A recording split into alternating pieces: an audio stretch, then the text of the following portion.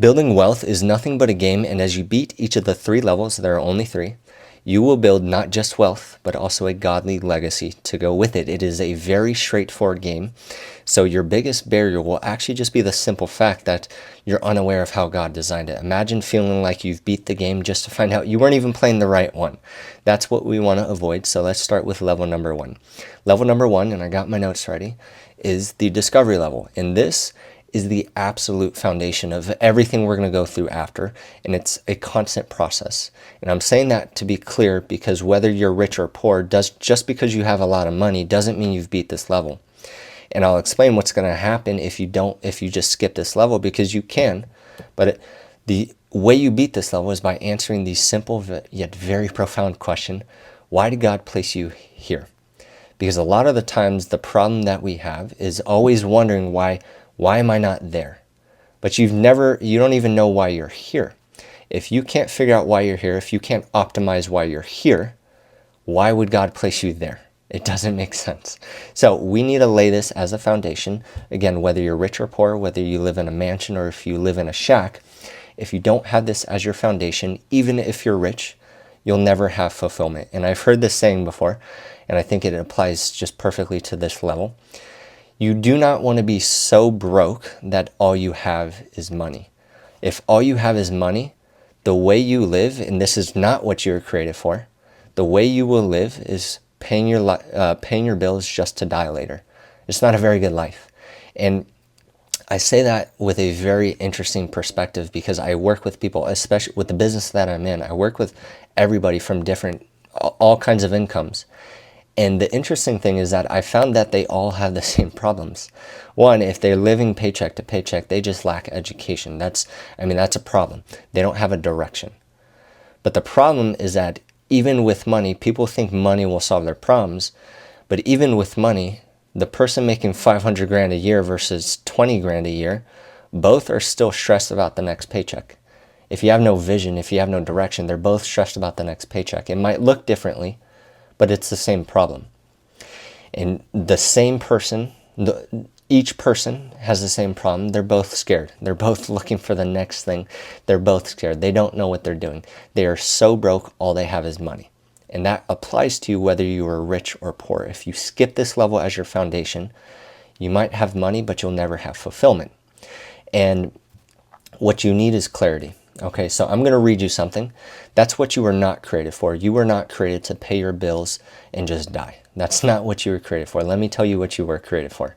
In Genesis chapter 2, it says, "Then the Lord God formed the man from the dust of the ground. He breathed the breath of life into the man's nostrils, and the man became a living person.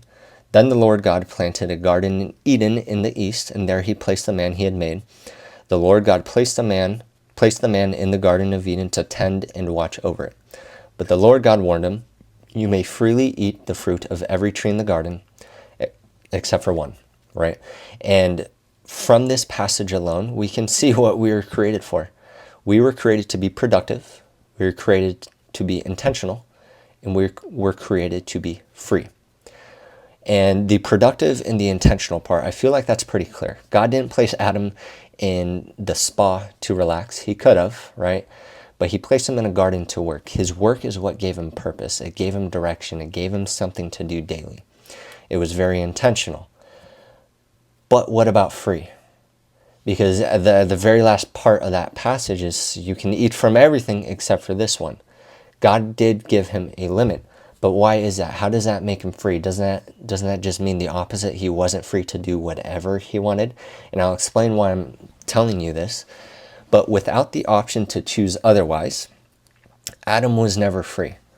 With the option only to do good, Adam could never have chosen to do bad, which means he was never free. He was only doing what he had to do, which destroys the very nature of doing good. It's not good if it's your only choice. It just is what it is. And so why do I bring this up? Because without vision, without clarity, you have no other options. The life you're living, you're just coasting through life. You might be moving, but you're moving in a circle that leads to nowhere. That's why this level, the discovery level, is so important. It's the discovery, the foundation. You need to answer the question, why did God place you here? without the option to do anything else. You're not choosing the life you're living. You're just there. You're just existing. That's all you're doing. So what is my point with this? How do you apply this to you? Well, first, understand that there is never a perfect time to start searching for what you're good at, to start discovering who you are, why you're here, and what God has planned for you. There's never a perfect time to do that. And I say that to say, I say all that just to say that you're not too late. You're also not too early. The only time that you have is right now. That's what you need to use. You are here. You are not there.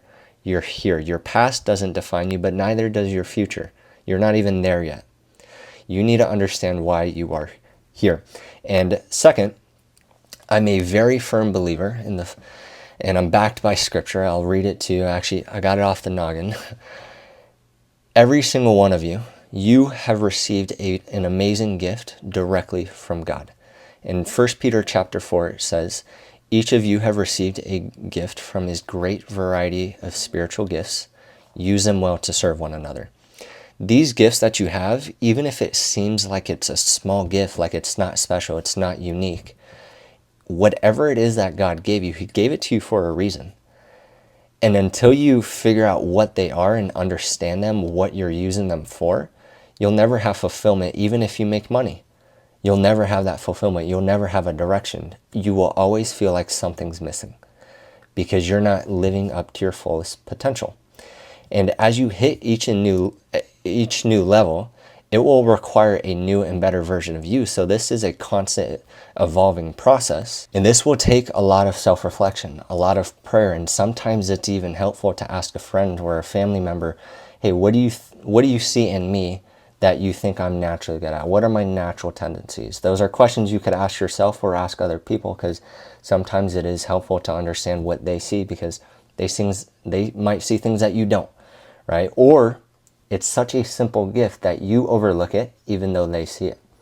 In 1 Peter chapter 4, that same passage, it says, if you're good at speaking, then speak. If you're good at helping others, then help others. But hey, real quick, I want to ask you a question, even though I feel like I might know the answer already. But are you somebody who wants to do something big, but for the right reasons? Because if you are, I want to invite you to watch the next training video that I have, which is linked in the description.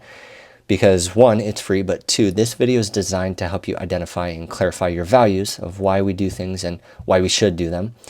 But that training, which I've called the Royalty Roadmap, is free, and it's designed to help you identify the actionable steps, because you want to do something big for the right reasons, but now you need the right steps. So finish watching this video.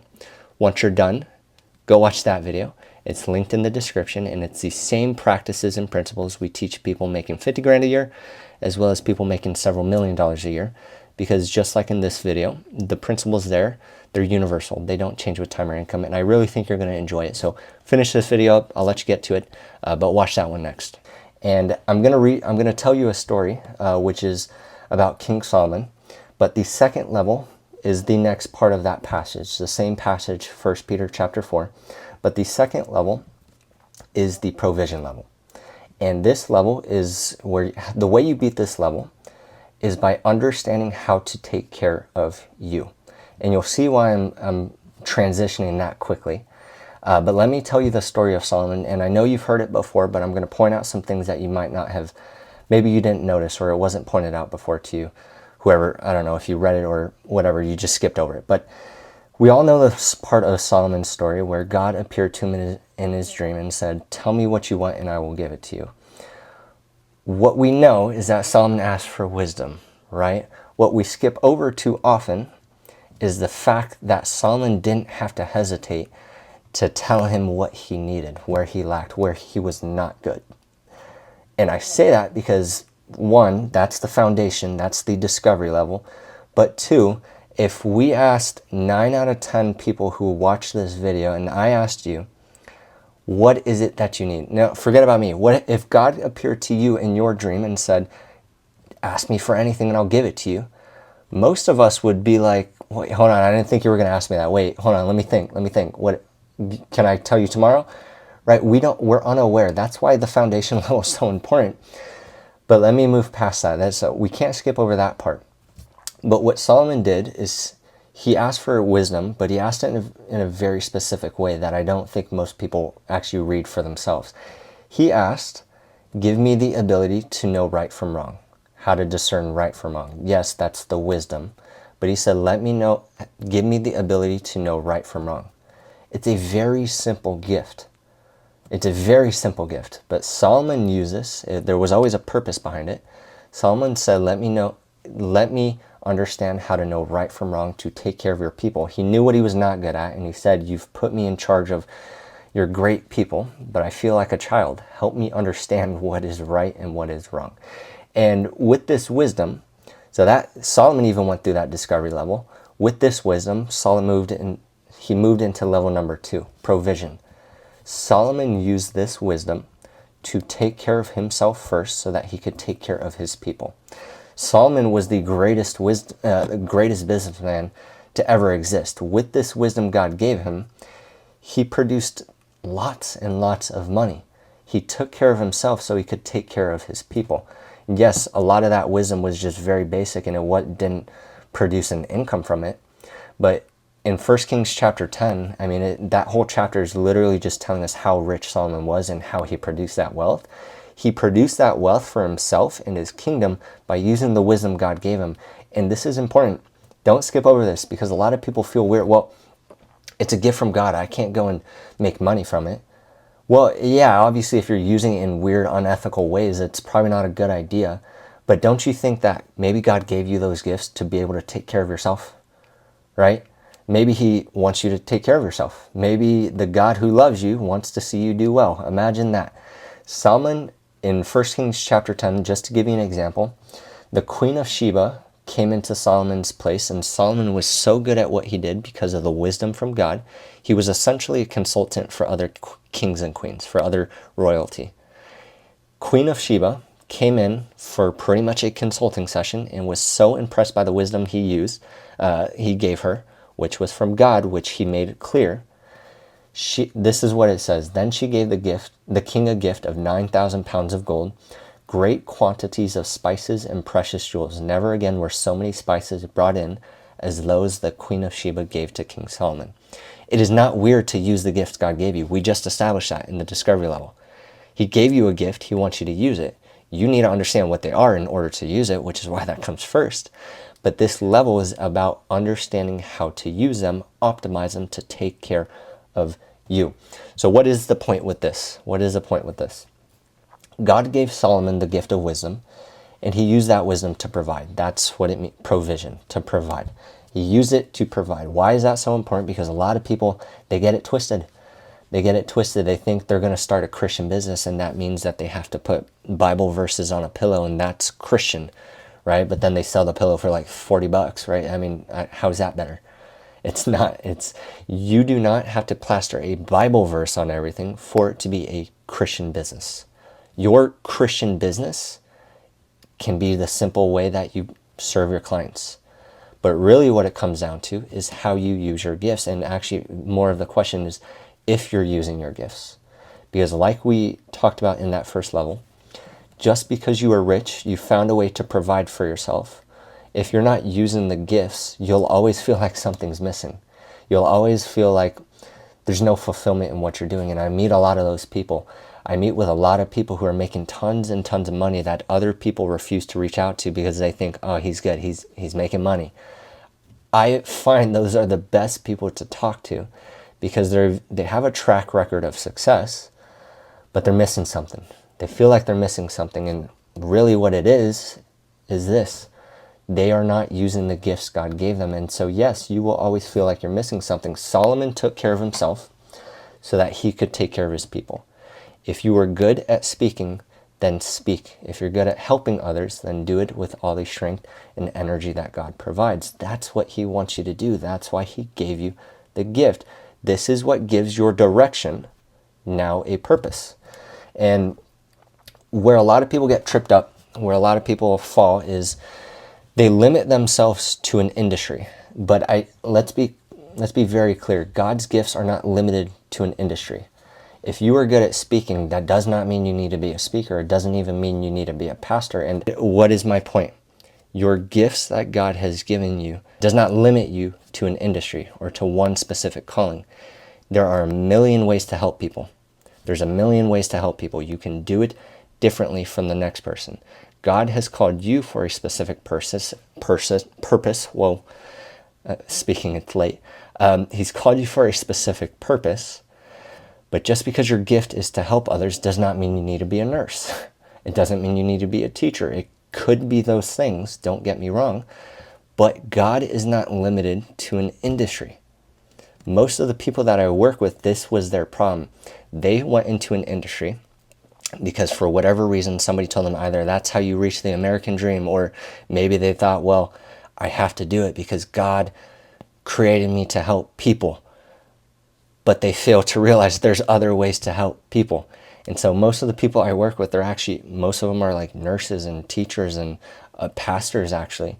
And they found that they were helping people, but it wasn't the way that God designed them to help people.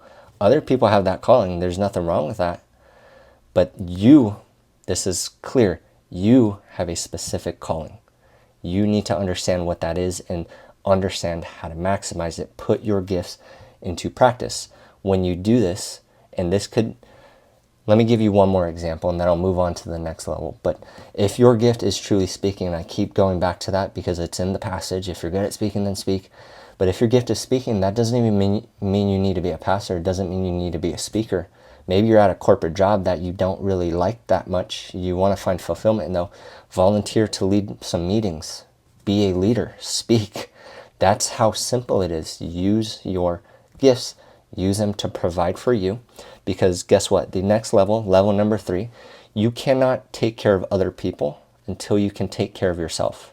This comes first. God cares about you too. But the third level, this is now the abundance level. This is, in fact, where you need to take care of others. Because at a certain point, this one is about leadership and leverage. Okay, I'm going to explain that. But at a certain point, it's not about you all the time. Believe it or not, the world does not revolve around you. Use your gifts well to serve others. To serve others. Because the truest level of wealth is not your ability to take care of yourself. That is important because it comes first. But wealth is your ability to take care of others without discounting yourself. So it does require an abundance. It requires a surplus, which does include your income. And a lot of people, especially in the church, we don't like to talk about that because somehow it's wrong to be rich, even though the streets of heaven are going to be lined with gold. Anyways, that's a different story. But you are called to take care of other people. It is not just about you. Why you need to take care of yourself is so that you can help other people. And as you get better and more comfortable with these gifts, you'll understand how to take care of others. And let me finish that story of Solomon. Let me finish that story.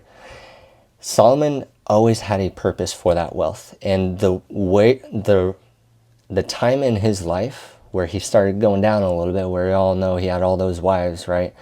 And he started to lose God, is because what he did is he decided to depend on himself and depend on the things that the wealth afforded him instead of the God who gave it to him and the purpose for which God gave it to him.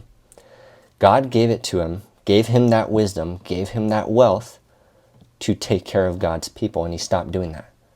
But this is how well he did it before he fell. So don't lose sight of why God is giving you these things, why you have the abundance, why you're even pursuing abundance. The king made silver as plentiful in Jerusalem as stone, and valuable cedar timber was as common as the sycamore fig tree that grow in the foothills of Judah. How wealthy was Solomon's kingdom?